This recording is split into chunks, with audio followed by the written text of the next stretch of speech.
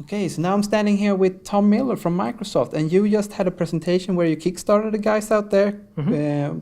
What did you tell them about?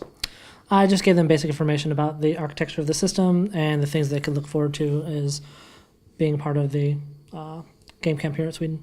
Yeah, you have something called ID at Xbox. Correct. Yeah, for those viewers who don't know much about that, what is it? So ID at Xbox is a program that we launched a few months ago. It stands for Independent Developers at Xbox. It is our program that we're going to allow individuals or small game studios to publish themselves. It is a program that you go to our website, microsoft.com/ID. You can sign up. Once you sign up, you go through a period where you can get into the system itself. We'll ask you questions about what your game ideas are, etc. Once you're into the system, you will get access to all the things you need to publish on the console. And from then, it's really up to you in making the game.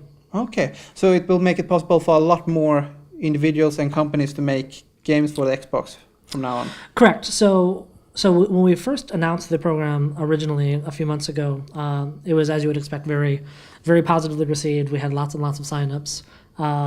At the time, the console hadn't launched when we actually announced the program. Oh yeah. So one of the requirements you actually need to actually be able to write a game for Xbox is a development kit. Yeah. And at the time, because the console hadn't launched yet, the hardware wasn't there. So we were very, very selective in the people that we allowed into the program. It was a very small number.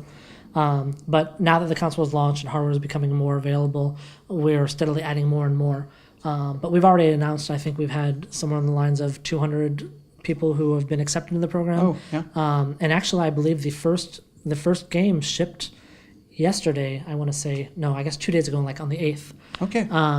But yeah, I would expect a much larger array of titles coming in this program than we had in previous programs on the 360. Like the 360, we had our main independent development program on 360 was Xbox Live indie games. Yeah. And that topped out at like 2,000 games, and it had various levels of support.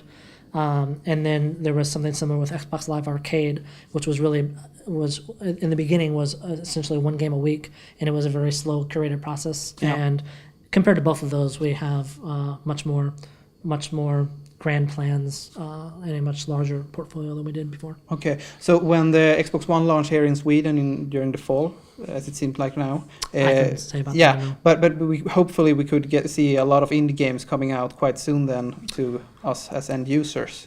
I would imagine that it's up to the individual game developers what locales they launch in, what locales they're available in, but yeah, it is completely up to that game developer, and I would imagine that they would want more is better. Yeah. More people seeing their games, the more revenue they can make, etc. So I would imagine that would be yes, but I couldn't answer it. What do you think it could give a cooperation between Microsoft and a university here and the 6 months the students will have?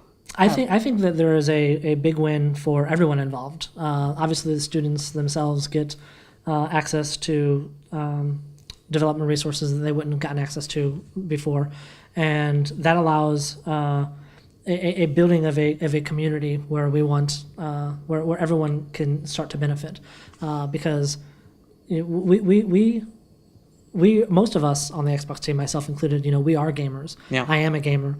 I want all these indie games to be able to play myself, and the larger number of people we have who are actually available writing games, the larger array of possibility of great games that we're going to have. Yeah.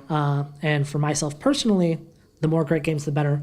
And I can't imagine that there's very few people that would disagree with that. Yeah. What is your personal opinion about the Swedish gaming industry? I was actually like one at the talks earlier when they first started. I wasn't aware it was as big as it was. Obviously, I'm from the U.S. I've never been here before.